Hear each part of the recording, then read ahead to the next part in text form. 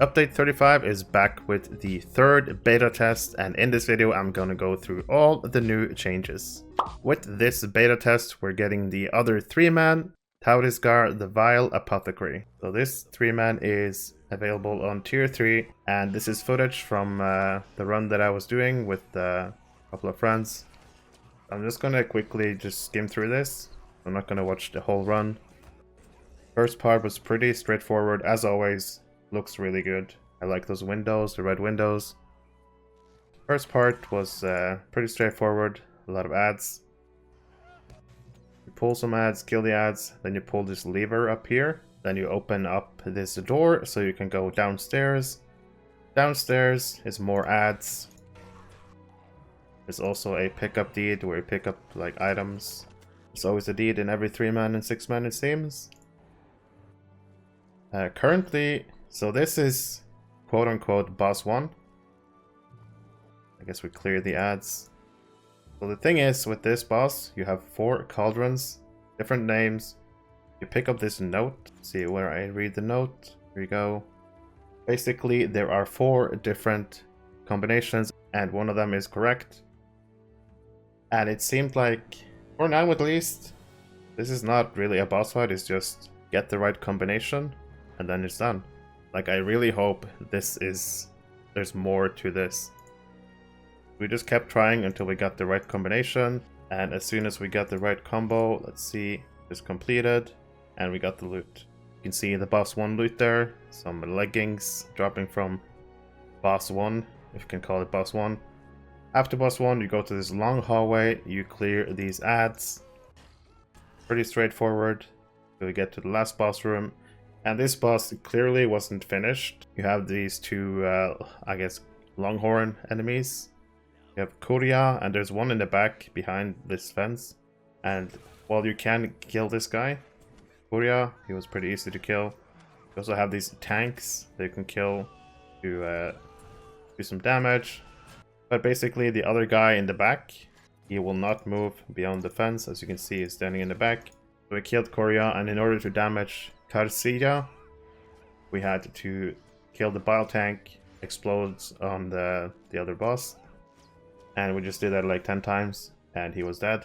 But clearly this boss fight is not finished, because there's no way this is the intended mechanic. Like, I can see that you have to DPS these tanks to damage him in the back, but he was just standing there not doing anything, so clearly this boss was not finished. But eventually we killed both of these guys, and we got the loot. Let's take a quick look. There we go. Helm and earrings dropped from the last boss. And the other 3 men we already saw in the previous beta test. This is my footage from my video on my YouTube channel. And there's been some changes here, making the path more obvious, working some more on the physics with the puns. But if you haven't seen this, the first boss fight, obviously there's going to be more mechanics. I haven't tried this one on this beta. First boss fight had this Tarko Oka guy and another guy. Pretty straightforward. Then you got to last boss. The last boss was the Grand Cultivator of Ghynghyn. And that actually had a few mechanics, but obviously was not finished. But pretty straightforward as well.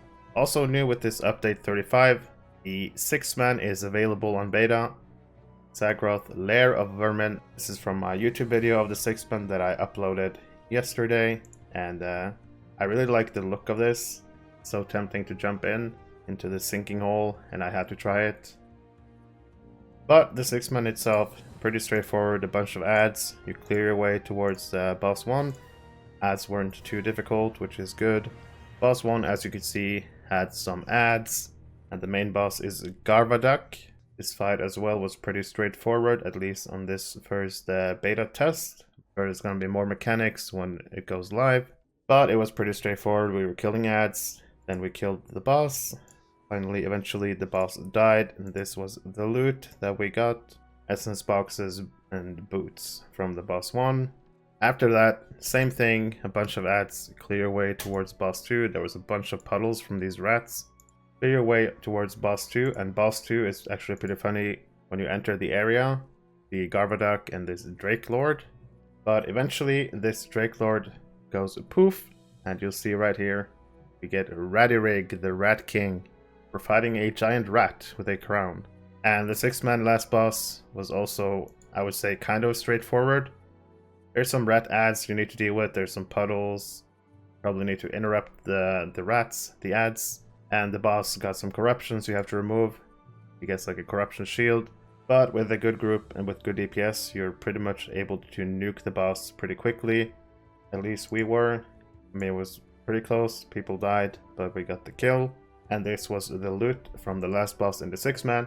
As you can see, class items, so a Minstrel instrument, and a Loremaster stick pin, an offhand, shield, and a hammer. So it seems like the 6-man is gonna have offhands and shields and class items. But that's basically the 2 new 3-mans we're getting, and the 6-man. We don't have the raid yet, but hopefully with the next beta test we'll get a look at the raid. But those are your instances for now. We also have some new titles connected to the new instances. Doing the collection deed in Sagroth gives you Yarn Collector. Completing the new raid on tier 1 gives you Invader of Gwathrenost. Completing the new raid on tier 2 gives you Sliver of Hope. Completing the new raid on tier 3 and tier 4 gives you Liberator of the Oath Thralls. And tier 4 gives you the Oath Breaker. Completing the 6-man on tier 2 gives you Gullible. Completing the 6-man on tier 3 gives you Delver of Odorous Places. Completing the Poison Gardens on tier 2 gives you Reaper of St. Lore. And completing tier 3 of the Poison Gardens gives you Woe Sower of St. Lore. We also get a look at a lot of new items. For housing, there's quite a bunch of new items you can use to decorate. We also have 4 new cosmetic pets. The Rat King is the first pet. Looks like the last boss from the 6-man. Basically the same look. There's the Sewer Rat pet. There was also the Amber Firefly and Twilight Firefly, but they were not in the pet collections panel yet. So this is the Amber Firefly. And this is the Twilight Firefly. Tier 2 of Taurisgar had purple and teal leggings. Tier 3 of Taurisgar had purple and teal helms. Tier 4 of Taurisgar had purple and teal earrings. Tier 2 of St. Lore had purple and teal gloves. Tier 3 of St. Lore had purple and teal shoulders. Tier 4 of St. Lore had purple and teal earrings. Sagroth, which is the new 6-man, on tier 2 had purple and teal boots. Sagroth on tier 3 had purple and teal chest pieces. Sagroth on tier 4 had new bows and new javelins. It also had new swords, daggers, and axes, as well as new hammers, clubs, and maces. Tier 5 Sagroth has new shields. Tier 5 Sagroth also has brand new class items. There's also purple outputs, which are a bit weaker, but I'm only showing the teal ones. We also have some raid rewards. Gwathrenost rewards general and cosmetics. As usual, you get your return skills, Hunter, Warden, and just a normal return skill. There's also a cosmetic set of the Red Veil. And as you can see from my character in the dressing room, this is what the new cosmetic armor set looks like. I kind of like that cloak. The helm is pretty cool, kind of like the Witch King. But that's the cosmetic set with this raid. Tier 1 of the raid gives purple and teal rings. Tier 2 of the raid gives purple and teal pocket items. Tier 3 of the raid gives purple and teal bracelets. Tier 4 of the raid gives purple and teal earrings. And tier 4 also gives purple, teal, and gold necklaces. And these necklaces seem like they can fit a class item, but probably another way to use your Cardolan class essences. People also checked the item treasury looking for other items, and we could see that we're getting brand new teal essences, vivid Delver's essences, which are gonna be better than the current lively Delver essence. And there's also a bunch of gold class items, possibly from the raid tier 5, we don't know yet.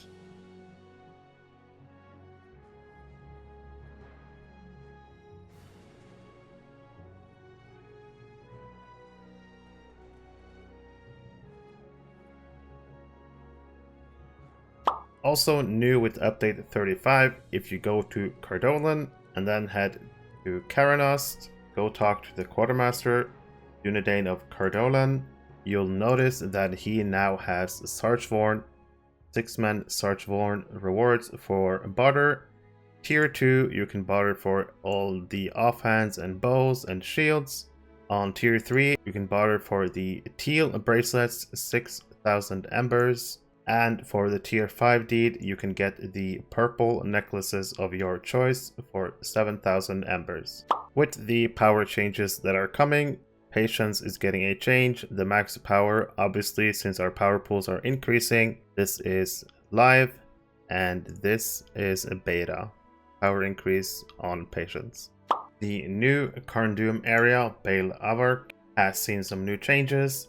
There's a bunch of new quests you can pick up. They all seem to be quests for the 3-man, 6-man, and the raid. Basically, more daily quests you can pick up, complete inside the instances, and get more of the Sarch Skillenon fodder tokens. Speaking of Sarch Skillenon, they will have a cap of 1,000 and will be account shared. And in this place, there's also a kind of like a little storyline.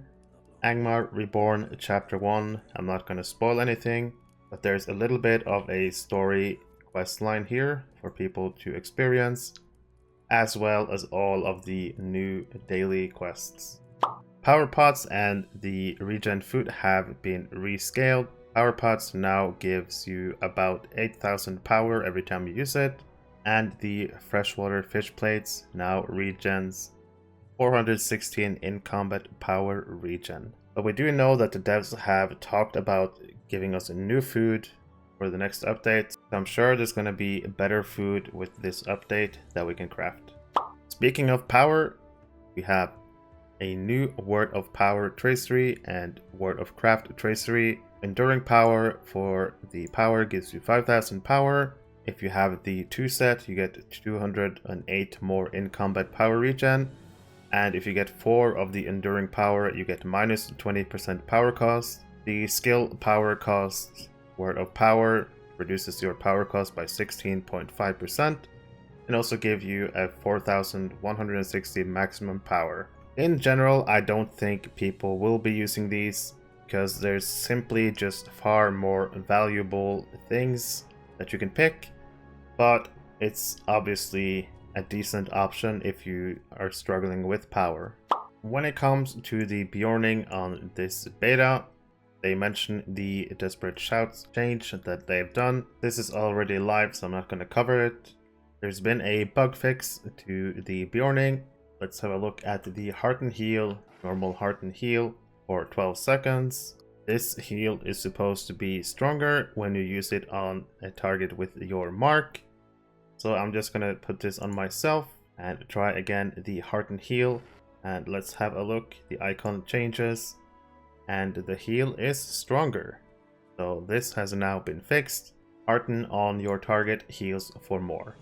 We do have some changes to the Brawler. This is Brawler on live. As you can see, if you trait red, you get the 5% melee damage. On beta, this is changed to 3%, but this is all part of the mastery changes. We have a funny bug with the new class items. If you equip the new class item, it'll actually replace your legendary class item. That's just a funny little bug. It's supposed to go into your range slot, replacing your other buckle. But obviously this bug will be fixed when it comes to live. Brawler overall had some power reduction on their most expensive skills. The power heal on low strike finisher has also been reduced quite a bit. I think it was like 12,000. Let's take a look at the new one. How much power does it restore? Let me look at my combat tab.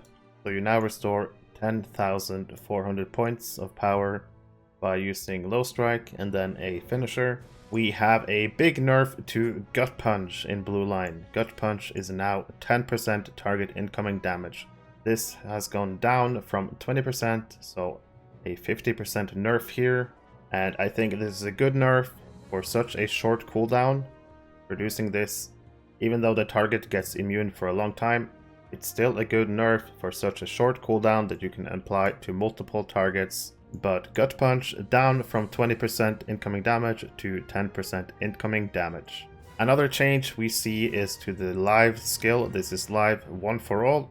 Using one for all gives you and your fellowship physical and tactical mitigation all the way up to 10% if you have enough allies nearby. This is another one of the really OP skills for Brawler. This has been changed on beta to instead reduce incoming damage by 10%.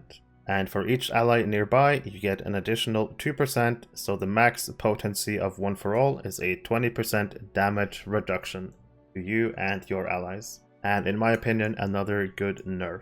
When it comes to the Burglar, just a minor change. Some Burglar skills have had a slight power increase. Shouldn't be an issue for Burglar since they have the very reliable Subtle Stab power restore. For Captain, we have a few new traceries. Noble Mark buff and debuff potency. We'll look at the new Noble Mark in a bit.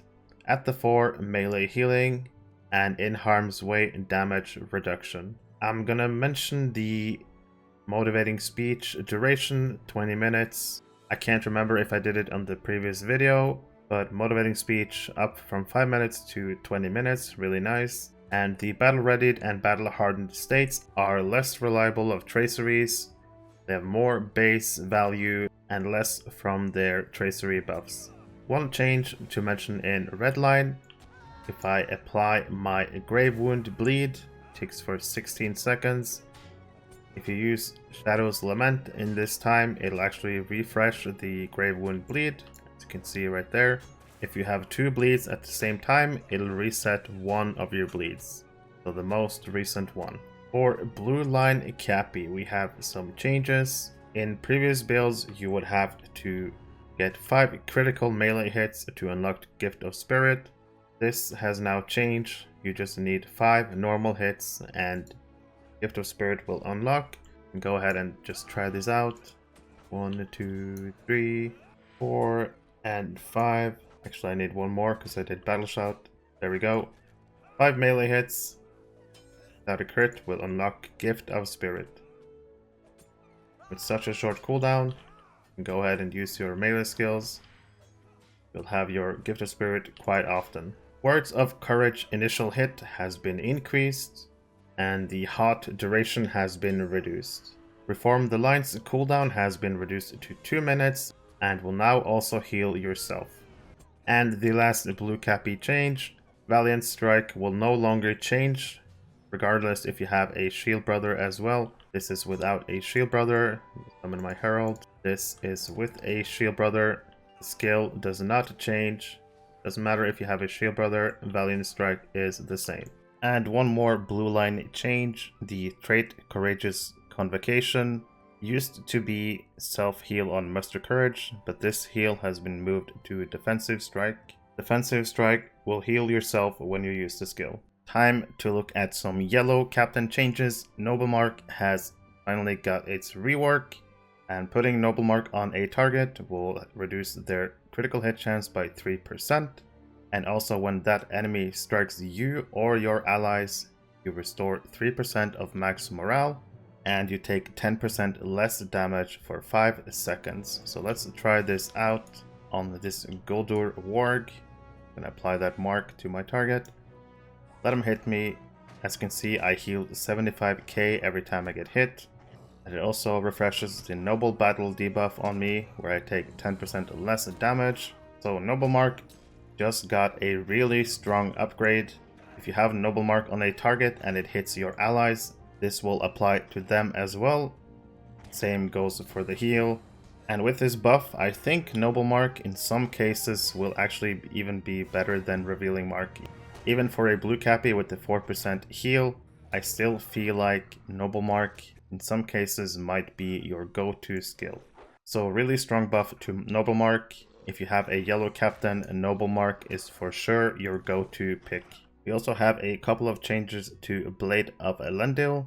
After using a Blade of Elendil, your fellowship will get some bonuses for 10 seconds. This used to be like a chance to deal extra light damage. This is now more of a solid buff, so really good for Wardens and Minstrel DPS. 5% light type damage. also plus 3% shadow mitigation and 5% critical defense. Another change to Blade of Elendil.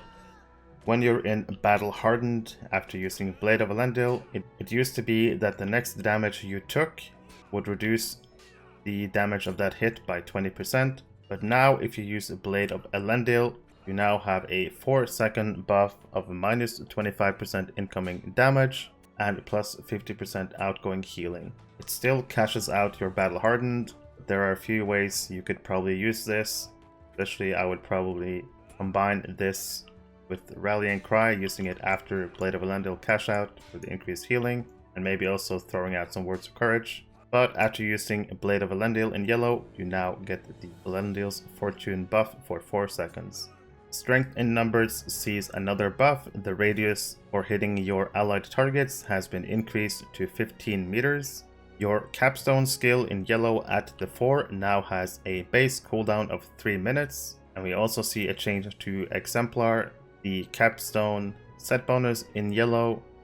Hits against you or your shield brother reduce the cooldown of at the 4 and Strength in Numbers. But this used to be critical hits only, but now it's any hit against you or your shield brother. I guess it should be Song Brother, because it's Song Brother now in yellow. But hits against you and your Song Brother will trigger Exemplar and reduce the cooldown of at the 4 and Strength in Numbers. And the Exemplar heal that you can proc is now 2% of max morale. Champion had some skill execution delay resolved after using some skills. I believe a lot of skills are actually faster to use now, such as Great Cleave. Yeah, these cooldowns feel so nice to use now. On live, it takes forever to pop all the cooldowns of Champion, but that felt really nice. Everything went off pretty much immediately. Champion is also one of the classes who actually use the most power. They probably need a reduction in their power costs. And from what I hear, champions actually need to trade Second Wind and use it for the power regen currently. But I think champion will be looked at when it comes to power. And the final change to look at is Bracing Attack, no longer a percentage heal, but rather a set value depending on your level. But if you trade Blue Line Champion, you actually do keep the percentage heal, which is a nice change. One new hunter change to mention: Press Onwards heal has had its heal increased. For Minstrel, one change worth noting: Chord of Salvation is no longer an immediate, but rather just a fast skill. There is a chance that this change might not go through, but as of Beta 3, Chord of Salvation is no longer an immediate skill. There were also some funny bugs for Minstrel. A few skills like Anthems and Cry of the Chorus has a little bug, as you can see. 80% tactical damage, which is way too high. Just a funny little bug on Minstrel. We have quite a few Rune-Keeper changes. Some of these might have been from the last beta as well. But just to be sure, I'm gonna go through all of these changes that are highlighted as new with this update. Closing Remarks will now increase the crit chance of Epic Conclusion. As we can see from the Closing Remarks buff, plus 40% Epic Conclusion critical chance. So with this buff, you probably want to do the cash out to get the Aftershock for the increased crit chance on Epic Conclusion. Vivid Imagery now attunes 3 towards the center. Shocking Touch now attunes 1 pip towards the center. Armor of the Elements now attunes 4 towards the center, but the Self Bubble has been increased. The Self Motivation skill now has 2 uses. You don't trade any points into Overflowing Confidence, it'll restore power. If you trade points into this, it'll restore morale and also cost power. So you either get power from this or you trade for the morale heal. Sustaining Bolt will now always restore power. Use it. We also have some new effects to Concession and Rebuttal. As you can see from the tooltip, Sustaining Bolt restores more morale than it currently does. Rate of Lightning is still the same. Epic Conclusion is the same. Shocking Words has a change. Shocking Word will become a AoE and slow targets for 5 seconds after being stunned. And it will also affect Vivid Imagery. Instead of moving towards the center with attunement, it will instead build attunement, and it'll also deal greater damage. CNR does, however, lose its minus 20% incoming damage buff on the RK. Instead, it gains a small lightning critical chance buff. So during CNR, you can see you get a crit hit chance, which I'm assuming will tear down every time you use a skill. It'll also change Sustaining Bolt to heal more. It'll make Shocking Words an AoE, and it'll make Vivid build attunement and also deal more damage. And the Seething Truth trait in Redline causes your fire skills to restore power per attunement. Warden sees quite a lot of changes in their traceries.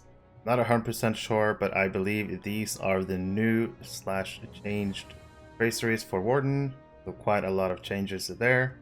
The Piercing Javelins trait in yellow is now a percentage-based trait. Recklessness has 20% melee damage and 26-second duration with the tracery. Resounding Challenge gains a 20-meter radius. Restorative Shieldwork no longer requires advanced technique, and is now simply a strong cooldown for the Warden. Your Javelin Ally no longer gives tactical healing, but rather incoming healing. Delvings now go up to tier 12. We have some PvMP news. As you approach the Ettenmoors, you can talk to Sergeant at Arms Asquin. You will have a weekly quest in the Ettenmoors tier 1, where you complete these objectives for some nice rewards. After completing tier 1, there will also be a tier 2 weekly quest. As people might remember, Rodris the Drake Matron has moved into Icendeep, and there should now be a symbol symbolizing who killed her last. And to me, this symbol is kind of unclear to me. Either it means that the creeps have killed her, or it means that she is active. I'm not 100% sure. Anyways, killing Rodris will give you a 6-hour buff to your side, with 35% increased infamy / renown and commendations. And you're also going to get 2 swift travel flags, I believe, in your main base, either for creeps or for freeps. 2 swift travel flags that'll take you to Tirith Raw and Lugazag, so like a random place in this area. If you want to swift travel out there, it's a nice reward for killing Rodris. Another change is that Captain General Meldon now wanders the streets of Horrorhallow. I'm gonna go ahead and go see if I can find him. And mission complete, Captain General Meldon wandering the streets of Horrorhallow. So if you're a monster player, Captain General Meldon was moved from Icendeep because that's now the lair of Rodris, and he's now walking around in Horrorhallow. If you want to kill him, you need to go here and pick a fight with this dwarf. One more thing to take note of for monster players: now have your own training dummies in Gramsfoot, kind of like scattered around the place, both unarmored and normal training dummies. Thank you for watching. Please consider subscribing to help out the channel, leave a like, join my Discord, and I'll see you in the next one. If you're playing or looking to play Lord of the Rings online, there is one place you need to be. The Ghyniverse! The Ghyniverse is a community Discord server for the game Lord of the Rings Online. In this server, you'll find anything from giveaways. There's also a frequently asked questions channel that I would recommend checking out first. You'll be able to see when I put out new YouTube videos, whenever I stream. You can also ask for the streamer role, and you'll be able to post your own streams in this server for everyone to see. There's currently over 5,000 members in this Discord, and it keeps growing. You will also find discussion channels about the game, LOTRO. You can ask any questions in the help channel. There's discussions for every single class in the game and PvP. But one of the best things about this server is the best in slot items section. In this section you can find trait lines for every single class. You will find screenshots of the current best gear being displayed. In this channel you'll find charts showing what stats you need for your characters, mitigations, mastery crit, finesse, but you'll also find useful information about drop rates in different instances. I hope you will consider joining my server, and maybe one day I'll see you in Middle-earth.